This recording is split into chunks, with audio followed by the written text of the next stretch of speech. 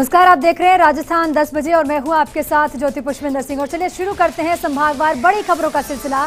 तो सबसे पहले बात करेंगे जयपुर संभाग की, जहां से बड़ी खबर बता रहे हैं मेरे सहयोगी नरेश शर्मा।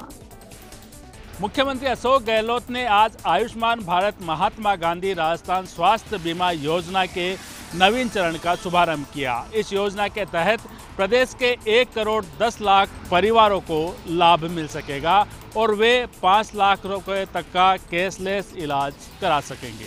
मुख्यमंत्री अशोक गहलोत ने आज मुख्यमंत्री निवास से आयुष्मान भारत महात्मा गांधी राजस्थान स्वास्थ्य बीमा योजना के नवीन चरण का शुभारंभ किया। इस योजना में लाभार्थियों को मिलने वाला बीमा कवर 3.5 लाख से बढ़ाकर 5 लाख रुपए कर दिया है।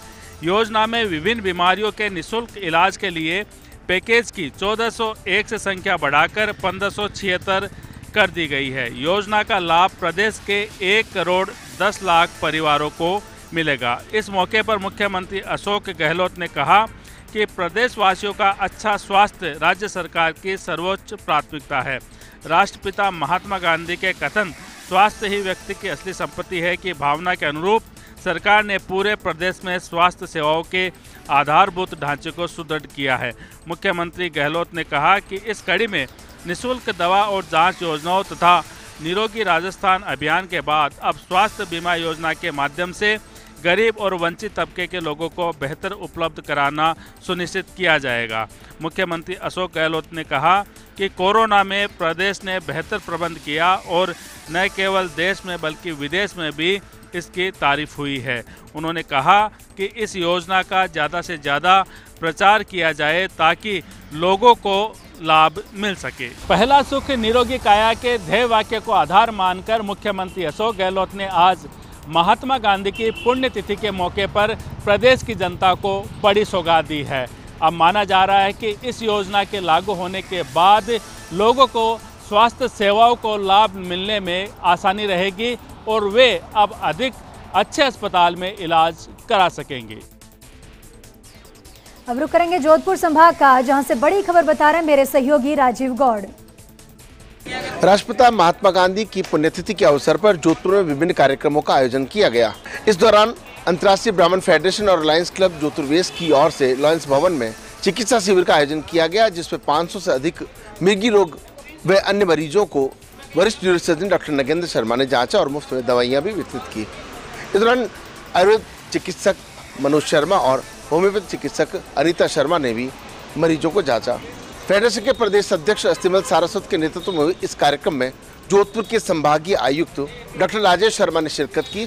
मरीजों से बातचीत करने के अलावा इस शिविर से काफ़ी खुश हुए और उन्होंने कहा कि इस तरह के शिविर होते रहने चाहिए, जिससे कम से कम जरूरतमंद लोगों को इन चिकित्सा शिविरों के माध्यम से मदद की जा सके। इसी तरह जोधपुर की सेंट्रल जेल में राजस्थान राज्य बाल संरक्षण आयोग की अध्यक्ष संगीता बेनीवाल के निर्देशन में पुण्यतिथि का कार्यक्रम आयोजित किया गया, जहां पर मजिस्ट्रेट्स के अलावा प्रशिक्षु मजिस्ट्रेट ने भी हिस्सा लिया। यही नहीं, जोधपुर में कई कार्यक्रमों का आयोजन किया गया। खासतौर पर अंतर्राष्ट्रीय ब्राह्मण फेडरेशन और लायंस क्लब की ओर से आयोजित इस शिविर में फेडरेशन के जिलाध्यक्ष राजेश सारस्वत से लेकर तमाम पदाधिकारियों ने इसमें सहयोग किया। समाज सेवी आर.के. ओझा के अलावा पूर्व महापौर घनश्याम ओझा ने भी इस कार्यक्रम में शिरकत की और पूरे जोधपुर में यही संदेश देने की कोशिश की गई कि महात्मा गांधी की पुण्यतिथि के अवसर पर और से अधिक सामाजिक सरोकार के कार्यक्रम होने चाहिए। वहीं कोटा संभाग की बड़ी खबर बता रहे हैं मेरे सहयोगी भवानी सिंह हाडा। बूंदी कृषि उपज मंडी में उस समय हड़कंप मच गया जब अज्ञात बदमाश व्यापारी की दुकान से 2 लाख की नकदी लेकर फरार हो गए।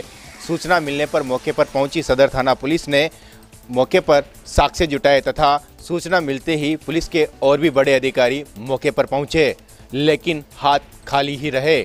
1 महीने में कृषि उपज मंडी दोलाड़ा में यह व्यापारियों की दुकान से हो रही चोरी की दूसरी घटना है। लगातार बढ़ती चोरियों के मामले से अब व्यापारी भी नाराजगी जता रहे हैं। बूंदी मंडी में हो रही लगातार चोरी व लूट की वारदात के बाद अब व्यापारी मंडल द्वारा अस्थायी व स्थायी पुलिस चौकी खुलवाने की भी बात कही जा रही है। इस पूरे मामले में अगर बात करें तो सदर थाना पुलिस द्वारा मामला दर्ज कर जांच शुरू कर दी गई है। अब अज्ञात बदमाश कौन थे और कितने थे, इसको लेकर भी पुलिस जांच कर रही है। अब रुक करेंगे भरतपुर संभाग का, जहां से बड़ी खबर बता रहे हैं मेरे सहयोगी मनोज। भरतपुर के जनाना अस्पताल में सेवारत एक एएनएम की संदिग्ध स्थिति में मौत के बाद हड़कंप मचा है। एएनएम के परिजनों का आरोप है कि कल उसे कोरोना वैक्सीन का टीका लगाया गया था, इसके बाद उसकी तबीयत बिगड़ी और मौत हो गई। वहीं चिकित्सा विभाग और प्रशासनिक सूत्रों का कहना है कि वह अस्थमा से पीड़ित थी। कारणों की जांच की जा रही है। मामले में परिजनों ने मथुरा गेट थाने पर एफआईआर सौंपकर जांच की मांग भी की है। पुलिस के अनुसार एएनएम ज्ञानवती वशिष्ठ जनाना अस्पताल में सेवारत थी, जिसे कल कोरोना वैक्सीन का टीका लगाया गया। मृतक एएनएम के परिजनों का कहना है कि कल उसकी वैक्सीन लगाने के बाद तबीयत बिगड़ी और अस्पताल में भर्ती कराया गया, जहां उसकी मौत हो गई।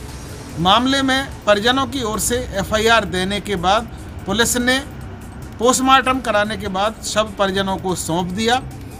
उधर मामले को लेकर भरतपुर कलेक्टर नथमल डिडेल गंभीरता बरत रहे हैं। उन्होंने कहा है कि मामले की जांच की जा रही है। पोस्टमार्टम रिपोर्ट आने के बाद स्थिति का खुलासा होगा। कलेक्टर के अनुसार मृतक एएनएम अस्थमा पीड़ित भी थी। वहीं अजमेर संभाग की बड़ी खबर बता रहे हैं मेरे सहयोगी कौशल जैन।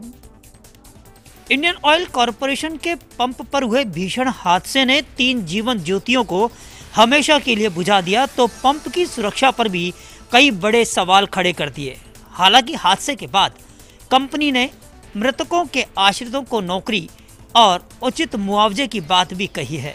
आईओसी के पेट्रोल पंप पर हुए हादसे ने कई गंभीर सवालों को जन्म दिया है। इस हादसे में 3 लोगों की मौत ने जिम्मेदार अधिकारियों की लापरवाही को भी पूरी तरह उजागर किया है। हालांकि कंपनी के वरिष्ठ अधिकारियों ने आक्रोशित ग्रामीणों और जनप्रतिनिधियों की मौजूदगी में समझौता करते हुए मृतकों को 15-15 लाख और जख्मी हुए लोगों को 2-2 लाख के मुआवजे की बात की है।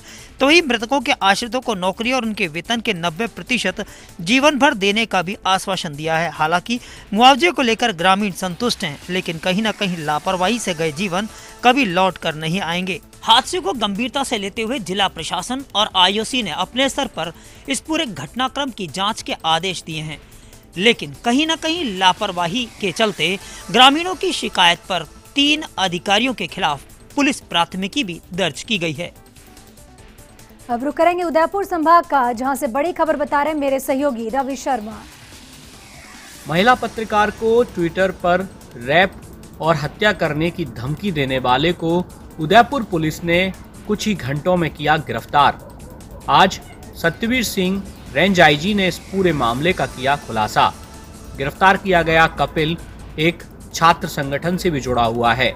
दिल्ली की पत्रकार रोहिणी सिंह को ट्विटर पर जान से मारने और रैप की धमकी देने वाले मामले में उदयपुर पुलिस ने त्वरित कार्रवाई की है। पुलिस ने इस मामले में आरोपी कपिल को गिरफ्तार किया है। मुख्यमंत्री अशोक गहलोत के निर्देश के बाद उदयपुर पुलिस तुरंत हरकत में आई और देर रात ही आरोपी को हिरासत में ले लिया। पूरे मामले का खुलासा करते हुए आईजी सत्यवीर सिंह ने बताया कि पत्रकार रोहिणी सिंह देश में चल रहे किसान आंदोलन को लेकर सोशल मीडिया पर अपनी बात रख रही थी। उसी को लेकर कपिल ने उन्हें ट्विटर पर यह धमकी दी। पुलिस की प्रारंभिक पूछताछ में सामने आया है कि आरोपी कपिल LLB द्वितीय वर्ष का स्टूडेंट है और ABVP संगठन से जुड़ा हुआ है। पुलिस मामले में आरोपी से विस्तार से पूछताछ कर रही है। आपको बता दें कि ट्विटर पर धमकी मिलने के बाद पत्रकार रोहिणी ने उदयपुर आईजी को ट्वीट कर पूरे मामले की जानकारी दी थी। साथ ही इस ट्वीट में CM अशोक गहलोत को भी टैग किया था। दरअसल दिल्ली की रहने वाली महिला पत्रकार ने कल आईजी उदयपुर रेंज को ट्विटर पर अपने साथ हुई इस घटना की जानकारी दी थी। साथ ही प्रदेश के मुख्यमंत्री को भी इस ट्विटर पर टैग किया था और यही वजह है कि मुख्यमंत्री अशोक गहलोत की संवेदनशीलता और निर्देशों के बाद उदयपुर पुलिस हरकत में आई और तुरंत ही इस आरोपी को गिरफ्तार कर लिया। वहीं बीकानेर संभाग की बड़ी खबर बता रहे हैं मेरे सहयोगी लक्ष्मण राघव। बीकानेर में श्री राम मंदिर निधि महासमर्पण अभियान के तहत एक कार्यक्रम का आयोजन हुआ। इस कार्यक्रम में क्षेत्रीय प्रचारक निम्बाराम मौजूद रहे। साथ ही साथ राम मंदिर निर्माण में 2 करोड़ 25 लाख की राशि देने वाले नरसी कुलरिया सहित अन्य लोगों का अभिनंदन किया गया। कार्यक्रम में पीठाधीश्वर क्षमाराम महाराज भी मौजूद रहे। क्षेत्रीय प्रचारक निम्बाराम ने अपने संबोधन में कहा कि राम मंदिर का ये अभियान केवल धन संग्रह का अभियान नहीं है, बल्कि जन जन को जोड़ने का अभियान है। उनका कहना था राम जो है जोड़ने का नाम है, तोड़ने का नहीं। राजस्थान में अब तक करीब 100 करोड़ रुपए के आसपास राशि एकत्र हो गई है। साथ ही साथ निम्बाराम ने कहा कि आने वाले 15 दिनों में महाअभियान चलेगा।